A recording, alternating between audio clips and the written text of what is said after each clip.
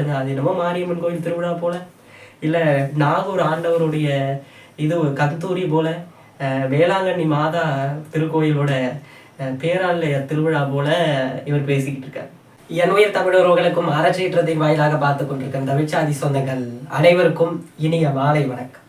அதாவது காக்கா பிரியாணி சாப்பிட்டா காக்கா குரல் வராமல் ஜிவி பிரகாஷ் குரலும், சைந்தவி குரலும், ஐஸ்வர்யா ராய் குரலும் வரும். என்ன மாதிரி ஜலி பிடிச்ச குரல் தான் கட்டத்தொண்ட குரல் தான் வரும்.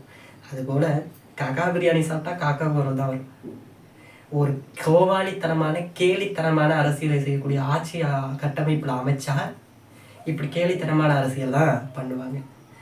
அதுபோல் இன்றைய காணொளி ஒரு மிகவும் சுவாரஸ்யமான காணொலியாக இருக்க போகுது. நம்முடைய நீர்வளத்துறை அமைச்சர் புசி ஆனந்த் ஒன்று சொல்லியிருக்காப்புல. என்ன சொல்லியிருக்காருன்னா, இன்று ஜூலை 23 நினைக்கிறேன், திரைப்படம் வெளியாக இருக்கு, விஜய் அவர்கள் நடித்த ஜனநாயகன் திரைப்படம். அந்த திரைப்படத்தை திரையரங்கில் கொண்டாடணும், திருவிழாவாக கொண்டாடுங்க, அந்த திரையரங்குகளை திருவிழாவாட்டும் அலங்கரிங்க அப்படின்னு சொல்லியிருக்கார் ஒரு நீர்வளத்துறை அமைச்சர். அதை பற்றியும் இடைத்தேர்தலில் சீமானவர்கள் பொது வேட்பாளராக நிப்பாட்ட போறாங்க, இடைத்தேர்தலில் களம் காண போறார் சீமான்னு நாம் தமிழ் கட்சி அறிவிக்கிறதுக்கு முன்னாடியே பல செய்தி ஊடகங்களும் தாவைக்காவும் பரப்பிடுச்சு. நாம் தமிழர் கட்சியுடைய தலைமை ஒருங்கிணைப்பாளர் செந்தமிழன் சீமான் அவர்கள் இடைத்தேர்தலில் நிற்கிறாரா நிற்கலையா அப்படிங்கிறத பற்றியும் இந்த காணொலியில் பேச போகிறோம். அதையும் தாண்டி தமிழ்நாட்டை தமிழகம் என்ற சொல்ல விளம்பரப்படுத்தி கொண்டிருக்கிறார் இன்றைய முதல்வர் திரு விஜய் அவர்கள் அப்படிங்கிறத வச்சியும் இந்த காணொலியை நம்ம பேச போகிறோம். அதுக்கு முன்னாடி இந்த காணொலியை பார்த்து கொண்டிருக்க நுயிர் தமிழ் சொந்தங்கள் அனைவரும் அறச்சீற்றத்தை சப்ஸ்கிரைப் பண்ணி வச்சுக்கோங்க. லைக்கு, ஷேரு, கமெண்ட்னு கொடுங்க. நீங்கள் என்ன இந்த காலத்தில் வீரியமாக அழைத்து செல்ல உங்களுடைய லைக்கும் சப்ஸ்கிரைப் தான் அழைத்து செல்லும். அதனால் முன்பை கூட இந்த காலத்தில் வீரியமாக அழைத்து செல்லுங்கள். அதற்கு ஒற்றை சப்ஸ்கிரைபேஷன் மட்டும் தாருங்க. இப்பொழுது நான் காணொலிக்கு உள்ள போகிறேன், மேட்ருக்கு வரேன். சின்ன விஷயமானா இது பெரிய விஷயமா சின்ன விஷயமா அப்படிங்கிறதெல்லாம் தாண்டி இதை பேச வேண்டிய கடமை அனைவருக்கும் உண்டு, எதிர்கட்சிக்கும். தமிழ்நாட்டை தமிழகம் அப்படின்னு விளம்பரப்படுத்துகிறாரா தமிழ்நாடு முதல்வர் திரு விஜய் அவர்கள்? நேற்று ஒரு காணொளி வெளியாகுது. அதாவது புதியதோர் மக்கள் தொகை கணக்கெடுப்பு அப்படிங்கிறதுக்காக வெப்சைட் ஓப்பன் பண்ணி அதை தமிழ்நாடு முதல்வர் அறிமுகப்படுத்தி வைக்கிற காணொளி வெளியாகுது. அதில் வெற்றி தமிழகம் நோக்கி அப்படின்னு இறுதியில் முடிவாகுது. நம்முடைய கேள்வி என்னன்னா, வெற்றி தமிழ்நாடு நோக்கின்னு போடுறதை தாண்டி அது தமிழகம்னு ஏன் போடுது? அதாவது தமிழ்நாடு முதல்வராக இன்று இருக்கக்கூடிய திரு விஜய் அவர்கள் அன்று தாவேகா தலைவராக இருந்த திரு விஜய் அவர்கள் தனது தேர்தல் அறிக்கையுடைய முகப்பு பகுதியிலேயே வெற்றி தமிழ்நாடு என்று குறிப்பிட்டிருக்கார். இப்போ ஆட்சி கட்டமைப்பில் அமர்ந்ததுக்கு அப்புறம் தமிழ்நாடு தமிழகம் என்று குறிப்பிட்டார். இப்போ தமிழ்நாடு தமிழகம்னு குறிப்பிட்டதுக்கு காரணம் என்ன ப்ரோ வாட் ப்ரோ கேட்டால் ஒரு சில்லறைத்தனமான காரணத்தை தான் சொல்லுவாங்க. நேற்று நான் ட்விட்டரில் பதிவு பண்ண மாதிரி காணொலியில் டியூரேஷன் இல்லையா, இல்லை எடிட்டருக்கு தமிழ்நாடுன்னு போடுறதுக்கு பதிலாக தமிழகம்னு போட்டால் போதும்னு நினச்சிட்டாரா? இப்படிப்பட்ட சில்லறை காரணங்களை தான் இதுக்கு சொல்லுவாங்க. இப்போ என்ன, தமிழ்நாட்டை தமிழகம்னு மாற்றுறது பெரிய விஷயமா, ஏன் மேலே பழி போடுறீங்க அப்படின்னு சொல்வார் தமிழ்நாடு முதல்வராக இருக்கக்கூடிய திரு விஜய். இது பெரிய விஷயமானா பெரிய விஷயம்தான். தமிழ்நாட்டை தமிழகம்னு குறிப்பது சரிதான் அப்படின்னு யார் பேசுனா? அன்று ஆளுநராக இருந்த RN ரவி. அதை எதிர்த்த அத்தனை எதிர்கட்சிகளும் அத்தனை கட்சிகளும் எடுத்து நாம் தமிழ் கட்சி உட்பட தமிழ்நாட்டை தமிழ்நாடு தான் அழைக்கணும், தமிழகம்னு ஏன் அழைக்கணும், புதிய சொல் சரிதான்னு சொன்ன ஆளுநரை எதிர்த்து நம்ம பேசணும். எனக்கு தெரிஞ்சு அன்றைய ஆளுநராக இருந்த ஆளுநர் RN ரவி அவர்களும் இன்றைய ஆளுநராக இருக்கக்கூடிய ஆளுநரும் மிகப்பெரிய சந்தோஷம் அடைஞ்சிருப்பாங்க. ஏன்னா அப்படிப்பட்ட செயலை தான் இன்றைய தமிழ்நாடு முதல்வர் செஞ்சிருக்க, தமிழகம் என்று விளம்பரப்படுத்துறாங்க. இதை கேட்டா சில்லறையான காரணங்கள் தான் தமிழ்நாடு முதல்வர் தரப்புல இருந்து வரும்.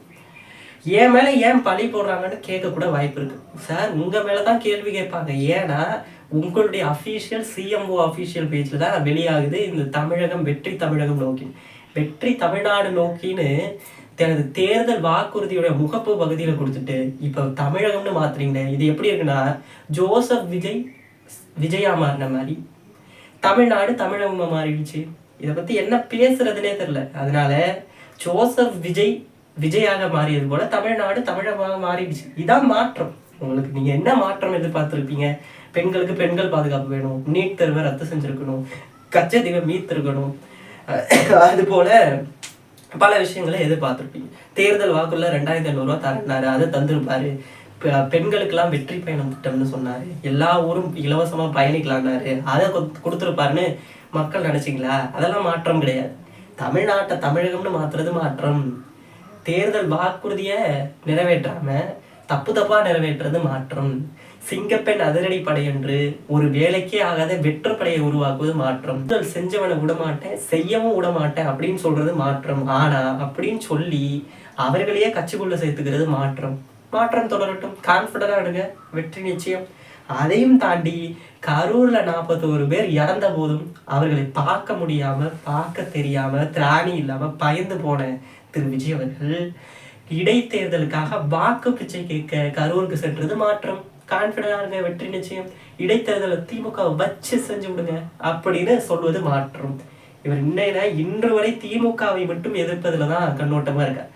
இப்ப நீங்க தாவேகா தலைவர் இல்ல, கோட்டசாமி நீ ஏந்திரி, நீ இப்பதான் சிஎம் அப்படிங்கிற மாதிரி நீங்க தமிழ்நாட்டை ஆளக்கூடிய ஆட்சியாளர். மக்களுடைய பிரச்சனையை முன்வைங்க. மக்களுடைய பிரச்சனை என்ன அப்படிங்கிறத தீர்க்க பாருங்க. மாணவர் விடுதிக்கு போறீங்க, அந்த மாணவர்ல பிரச்சனை இருக்கணும்னு அடுத்த நாளே தீர்க்கப்படுது. பாராட்டுக்கள், மாற்று கருத்தே இல்லை. ஆனா தனது ஆட்சியில போராடியவர் இன்று போராடல. இப்படிப்பட்ட மாற்றம் தொடரும். கான்பிடண்டா இருங்க, வெற்றி நிச்சயம். தாவேகா இன்னும் 5 வருஷம் ஆண்டாலும், அடுத்த 5 வருஷம் ஆண்டாலும் மாற்று கருத்தே இல்லை. ஏன்னா அவங்க தான் சொல்றாங்களே, இந்த இளம் தலைமுறை சொல்கிறது. அவர் 18 வயசு போல அழகா இருக்காரு, எங்க தன்னை நல்லது செய்வாரு அப்படின்னு ஒரு மேனிபுலேட் பண்ணி மக்களை ஏமாற்றி கொண்டிருக்கிறார். அது புரியாமல் இந்த இளம் தலைமுறையும் அது புரியாமல் இந்த இளம் தலைமுறையும் சென்று கொண்டிருப்பது தான் இங்க குறிப்பிட வேண்டிய விஷயம். அதே போல நடந்து முடிந்த சட்டமன்ற தேர்தலில் காரைக்குடி சட்டமன்ற தொகுதியில நம்முடைய தலைமை ஒருங்கிணைப்பாளர் செந்தமிழன் சீமான் அவர்கள் போட்டியிட்டார். தாவேகா சார்பாக திரு பிரபு அவர்கள் போட்டிட்டார். இன்று கனிம வளத்துறை அமைச்சராக இருக்கக்கூடிய திரு பிரபு அவர்கள். அவர் கனிம வளத்துறையே வேண்டாம்னு சொல்லிட்டு இருக்காருன்னு கேள்விப்பட்டேன், பல செய்தி ஊடகங்கள் சொல்லுது. அப்படிப்பட்ட கனிம வளத்துறை அமைச்சராக இருக்கக்கூடிய பிரபு அவர்களை எதிர்த்து நாம் தமிழர் கட்சியுடைய தலைமை ஒருங்கிணைப்பாளர் செந்தமிழன் சீமான் அவர்கள் சொந்த ஊரான காரைக்குடி சட்டமன்ற தொகுதியில் போட்டிட்டார். வெற்றி பெறல, யாருமே வெற்றி பெறல. நாம் தமிழர் கட்சியை அழைச்சிட்டு போவார். அப்படிப்பட்ட ஒரு கட்சி இடைத்தேர்தலில் பொது வேட்பாளராக நிற்க போறாரு. செந்தமிழன் சீமான் பொது வேட்பாளராக நிற்க போறார் அப்படின்னு பல கருத்துக்களை முன் வச்சு பல பேர் பேசுறாங்க. இதை யாரு பேசுறாங்கன்னா, நாம் தமிழர் கட்சி பேசல, திமுக பேசல, அதிமுக பேசல. பொது வேட்பாளருக்கு சம்பந்தம் இல்லாத ஒரு கட்சியுடைய தொண்டர்கள், தாவேகா தொண்டர்கள் பேசிட்டு இருக்காங்க. அப்படிப்பட்டதெல்லாம் சுக்குநூறாக உடைப்பது போல ஒரு பதில பெரியப்பா செந்தமிழன் சீமான் அவர்கள் நேற்று கொடுத்திருந்தார். சூளுரைத்தார், வெளுத்து வாங்கியிருந்தார். பெருந்தலைவர் ஐயா காமராஜருடைய பிறந்தநாள் விழாவில் ஒரு கல்லூரியில பெரியப்பா சீமான் அவர்கள் பேசினார். பல கருத்தை முன் வச்சு பேசினார். அதுல பெரியப்பா சீமான் அவர்கள் ஒரு விஷயத்தை முன் வச்சு பேசியிருக்கார். அதாவது நாம் தமிழர் கட்சியுடைய இடைத்தேர்தலில் நாம் தமிழர் கட்சி களம் காணும். நாம் தமிழர் கட்சி அத்தனை தேர்தல்களும் தோற்றிருந்தாலும் காலத்தை இழக்கலாம், களத்தை இழக்கக்கூடாது.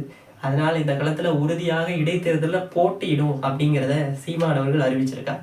அதையும் தாண்டி அவர் நாம் தமிழர் கட்சியுடைய தலைமை ஒருங்கிணைப்பாளர் செந்தமிழன் சீமான் அவர்கள் இடைத்தேர்தலில் போட்டியிடுவதை பேசியிருக்கார்.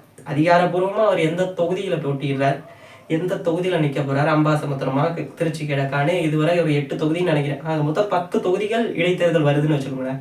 இதுல எத்தனை தொகுதிகள்ல எந்த தொகுதியில சீமான் அவர்கள் போட்டியிட போறாருங்கிறத அதிகாரப்பூர்வமா நாம் தமிழர் கட்சியோ அவரோ அறிவிக்கல. ஆனால் நாம் தமிழர் கட்சியுடைய தலைமை ஒருங்கிணைப்பாளர் செந்தமிழன் சீமான் அவர்கள் போட்டியிட இருக்கிறார் என்பதை அவரே சூடு உரைத்திருக்கார், உறுதி அளிச்சிருக்கார். அதனால இனி நம்ம இன்னும் வீரியமாக களமாடி சட்டமன்றத்துக்கு அழைத்து செல்ல வேண்டிய கடமை நாம் தமிழர் கட்சியினருக்கு இருக்கு, மக்களுக்கும் இருக்கு. ஏன்னா மண்ணுக்கான அரசியலை, மக்களுக்கான அரசியலை உங்களுடைய மகனா, உங்களுக்கான உரிமை குரலா, அழுத்தமான குரலா, பேப்பரை பார்த்து படிக்காத குரலா பேசக்கூடிய ஒற்றை மகத்தான தலைவன் செந்தமிழன் சீமான். அதனால அவர் கண்டிப்பாக சட்டமன்றம் செல்ல வேண்டிய ஒரு ஆள். அதனால அவர் செல்வார். அவரும் சொல்லியிருக்கார், சட்டமன்றத்துல இடைத்தேர்தல் என்னாவது நீ நுழைஞ்சிரு அப்படின்னு.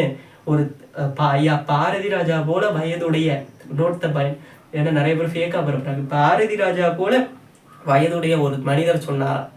அதுபோல இந்த களத்திலே சட்டமன்றத்தில் நுழைய காத்து கொண்டிருக்கிறார் செந்தமிழன் சீமான். அதற்கு நாம் உண்மையும் நேர்மையுமாக உழைக்க காத்து கொண்டிருக்கிறோம். அதனால் எந்த தொகுதியில் நின்றாலும் அதை வரவேற்று நாம் இந்த களத்திலே நின்று இடைத்தேர்தலில் பகை மரல வென்று சட்டமன்றத்துல குரல் ஒலிக்கணும் அப்படிங்கிறத இந்த இடத்துல முன் வச்சுக்கணும். பிறகு அப்படியே போன அன்றாட அரசியல் நம்ம பேசணும்ல, அன்றாட அரசியலை நம்ம பேசி ஆகணும். அதுல நம்முடைய மாண்புமிகு நீர்வளத்துறை அமைச்சருக்கு இன்று பிறந்தநாள்.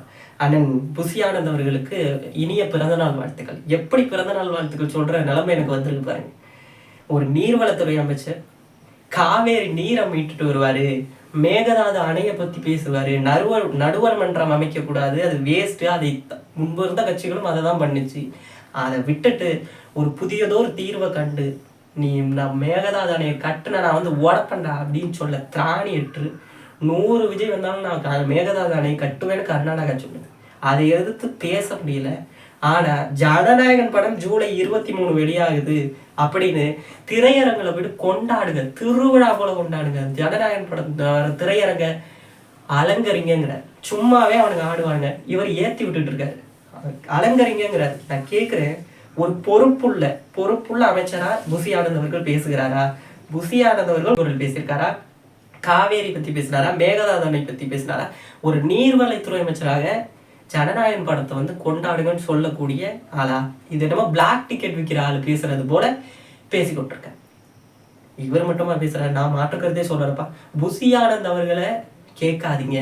புசி ஆனந்த் மட்டும் இப்படி பேசலையே, தமிழ்நாடு முதல்வரும் இதே அமைச்சர்களும் பேசுறாங்க. எடுத்துக்காட்டுதான் அறநிலைத்துறை அமைச்சர். இந்த முறுக்கு இந்த தேதியில தயாரிச்சதுன்னு நான் எப்படி நம்புறது அப்படின்னு கேட்கக்கூடிய கேலித்தனமான அரசியலை செய்யக்கூடிய அமைச்சர்களையும், போக்குவரத்து துறையில போயிட்டு இந்த பஸ் வரல சார், இந்த பஸ்ல நாங்க ஏன் ஏறணுங்கிறப்ப நீ சாப்பிட்டுட்டு வந்திருக்கப்பா, நான் இன்னும் சாப்பிடலப்பா அப்படின்னு சொல்லக்கூடிய மூடத்தனமான அரசியலையும், மீன்வளத்துறை அமைச்சராக இருந்து கொண்டு ஸ்ரீநாத் அவர்கள் கச்சத்தீவை மீட்கிறதுக்காக உங்களுடைய நிலைப்பாடு என்னன்னு தான் அந்த செய்தியாளர் கேட்கிறார். ஏன்னா தேர்தல் வாக்குறுதியில இருக்கு கச்சத்தீவை பத்தி. அதனால கச்சத்தீவை பத்தி உங்களுடைய நிலைப்பாடு என்னன்னு கேட்டா நோ கமெண்ட்ஸ்ன்னு சொல்லக்கூடிய மழுப்பக்கூடிய அமைச்சர்களையும், இப்படிப்பட்ட அமைச்சர்களையும் வச்சிருக்க புசி ஆனது பெருசு கிடையாது. இதெல்லாம் தாண்டி முதல்வரே அப்படிதான் இருக்க. கரூர்ல 41 பேர் இறந்த போது என் மேல பலி போடுறாங்க அப்படின்னு பேசக்கூடிய முதல்வர் விஜய் இருக்காரு. செய்தியாளரையே சந்திக்காம ஓட்டக்கூடிய முதல்வர் விஜய் இருக்காரு. காவல் நிலைய படுகொலைக்கு வாய் திறக்காம இருக்கக்கூடிய முதல்வர் விஜய் இருக்காரு. இப்படி தலைமையே அப்படி இருக்கும்போது பின்னாடி வர தொண்டர்களும் அமைச்சர்களும் அப்படிதான் இருப்பாங்க. அப்படி இருக்கும்போது புசி ஆனந்த் சொன்னதுல தப்பு இல்லை. அதனால அமைச்சர் புசி ஆனந்த் அவர்கள் ஜனநாயகன் படம் வந்து கொண்டாடலாம், அலங்கரிங்க திரையரங்க அப்படின்லாம் சொல்லலாம், தப்பே கிடையாது இல்லையா? அறநிலைத்துறை அமைச்சர் சொல்லலாம், போக்குவரத்து துறை அமைச்சர் சொல்லலாம், முதலமைச்சர் சொல்லலாம். ஏன்னா அவங்களுக்கு காவேரி நீரை மீட்டுட்டு வரணுங்கிற அக்கறை இல்லை. மேகதாது அணை கட்டினா என்ன பிரச்சனை, அதை பத்தி எல்லாம் குரல் கொடுக்க மாட்டாங்க. ஆய்வுன்னு சும்மா அங்கேயும் இங்கேயும் ஆய்வுக்கு போவாங்க. பள்ளியில கொட்ட போயிட்டு விஜய் அவர்களுடைய கட்சியுடைய கொடியை நடுவாங்க. இது போன்ற செயல்களை மட்டும்தான் செய்வாங்க. இல்லைன்னா ஜனநாயகன் படத்தை திருவிழா போல கொண்டாடுங்க. அது என்னமோ மாரியம்மன் கோயில் திருவிழா போல, இல்ல நாகூர் ஆண்டவருடைய இது கந்தூரி போல, வேளாங்கண்ணி மாதா திருக்கோயிலோட பேராலய திருவிழா போல இவர் பேசிக்கிட்டு இருக்கார். ஒன்றும் சொல்றதுக்கு இல்லை. அன்றாட அரசியல் கேலி குத்தா போயிட்டு இருக்கு. இந்த 2 மாத கால ஆட்சி 1 வருட கால கொடிய ஆட்சி போல் அமைந்து கொண்டிருக்கு. அப்ப இன்னும் 5 வருஷம் எப்படி இருக்க போகுதுன்னு நீங்களே பார்த்துக்கோங்க. காலம் இவர்களை மாற்றணும், பொறுப்புள்ள அமைச்சர்களா மாறணும். நோ கமெண்ட்ஸ்னு சொல்ற அமைச்சர்களை தாண்டி ஜனநாயகன் படத்தை திருவிழா போல கொண்டாடுங்கன்னு ஒரு நீர்வளத்துறை அமைச்சர் சொல்வதை தாண்டி பொறுப்புள்ள தனது பொறுப்பும் கடமையும் உணர்ந்து இந்த மக்களுக்காக உழைத்திட முதல்வர் முதல் அனைவரும் களத்துக்கு வரணும் என்று சொல்லி இந்த காணொலியை முடிக்கிறேன். நன்றி.